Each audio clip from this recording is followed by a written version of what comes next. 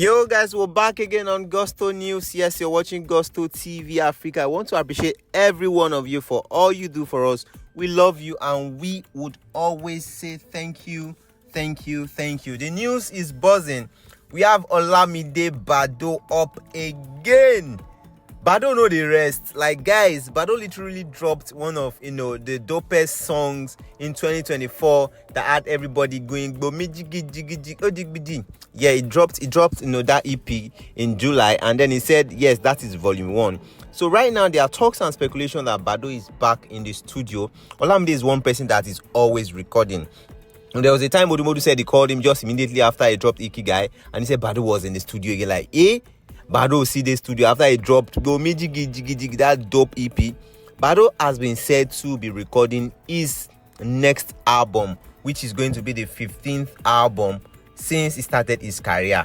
Like guys, so this is different from the volume 2 of the EP. So now this is going to be another album, and people are like, Bado, relax now. And to even make it more obvious and more clear to us, he posted a snippet today on his social media platform. People like, okay, yo, Bado is actually serious with this one. And then we saw Odumodu also posted that yes, Bado's vocals are in.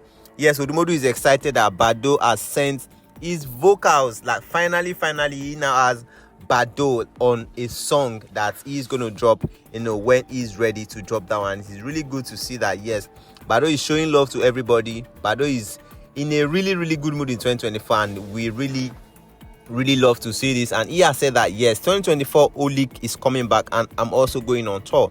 So probably we'll need to chill for Lungu Boy, and then Ashake to drop Adedamola the album, and then Bado is going to strike again. And this is so lovely. Like I'm glad and I'm happy about this one. A little misagreements here and there. We know the music industry, our copyright issue is really serious, and one just happened right now. Yes, Ogechi remix has been taken down on YouTube. It has been said that this song is actually a sample of one of the big Igbo song back in the days.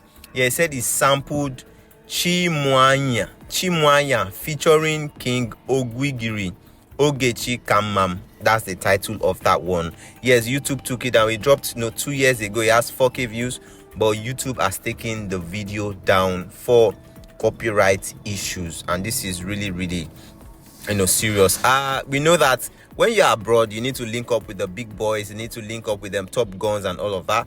And then Thames, Lil Duck and Central C were up at the arcade center playing basketball, having fun.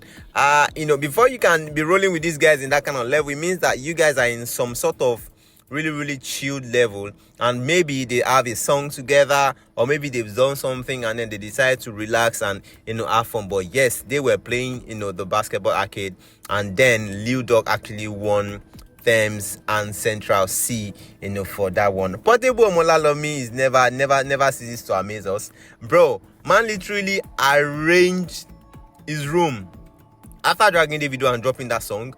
With the song playing in the background right now, he arranged his room, like set up his room, decorated his room with bottles of all of the expensive drinks he's had in his life. I'm like, bro, what's going on? Portable Omolalomi. Like, I don't know, maybe he bought all of this drink. I don't know, maybe he was gifted, but then these drinks were like the expensive drink is drunk so that he can, boast. Obviously, because this is boasting. Why would you set up your room? Why would you stack up your room with bottles of drink you've had? I saw Azul, I saw some NSCs and the likes. Like, Portable. This guy is just really impossible. And finally, on the news today, this one is, I don't know how to describe it, but it is a bit saddening and heartbreaking to see that blood brothers are having scuffles like this. Now we know that Paul Okoye, a rude boy, went on interview saying a lot of things, that his brother arrested him with EFCC, this, and like he said a lot of things. He said he's wrote 99% of all of the songs they've had, that is the major guy and everything. And people are like, okay, Mr. P, what is going on? Why are you quiet? And then Mr. P has been forced to talk. And then he said, open letter to my dear brother, Paul Okoye, aka Rude Boy. This is a long one. Like, you really need to check this out. And I don't really know how to feel, about all of this kind of issue, because we heard one side of the story and he painted the other person in the bad light. And then the other guy came and said, okay, you said all of these things about me. I've been in interviews. I've never for once said that I say we, I say us. You could tell that, okay, one party is an advocate of peace, while the other is, that will not be my mouth now, go hear that one. But Mr. P said, my dear brother Paul, just like I've told you several times, I am not in any competition with you or anybody else. However, seeing you grant countless interviews where you constantly discredit my efforts in the group that we both created and built together really speaks volume. In your recent interviews, you claim that you wrote and sang 99% of all PSquare songs, discrediting me, saying that our song T.I. Ejadu, which I wrote, was a failure. You went as far as using the YouTube views to discredit me once again. You never acknowledge other songs like Get Squared, Busybody, Personally, Rolling Temptation, and Lingo More Than a Friend. Listed all of the dope jams that they've brought together as the group. And he said, were all of those failures as well? Every time I have spoken in interviews about PSquare, I have always used the word we and us because I saw us as a team. But whenever you speak, it is always I and me. Even when I'm standing right beside you, it is as if I never existed. Wow. That is deep. My brother, neither of us is the most talented artist in the world. Fact. But you fail to understand that God gave us this talent and even granted us another chance to excel after our last breakup. Instead, you choose to turn the most awarded and decorated music group in Africa into a laughing stock again. Because you remember that, these guys settled their rift at some point, and they came back and people were like, okay, finally, thank God PSquare is back. They went on the tour and everything, like they sold out and all of that. And then he said, continued, one thing you need to understand clearly is that the fans didn't fall in love with PSquare because of who sang or who danced the most. What made us special was the magic that came from our combined effort, us two. PSquare was a force and the fans fell in love with PSquare because of our uniqueness and unity. We both have talent, no doubt, and I have often praised you in our interviews for your songwriting ability. I've also praised anyone who has ever written song for us, or even for me as Mr. P. But instead of showing gratitude for my kind words, you seem to find satisfaction in rubbing it in my face, forgetting that it is by God's grace that we have come this far. Rather than joining forces with me to reclaim our number one spot in the industry, you choose to team up with Jude to claim the number one spot in the PSquare group, always looking for opportunities to marginalize and humiliate me. Jude happens to be their elder brother. Now, when it comes to family issues like this, you really cannot say you want to take sides with this person or that person, because bro, all of these things are really, really not in the control of anyone, because we really don't know what side to take or what side not to take. He continued, he said, my dear brother, let me ask you, is Rude Boy or Mr. P bigger and more successful than PSquare?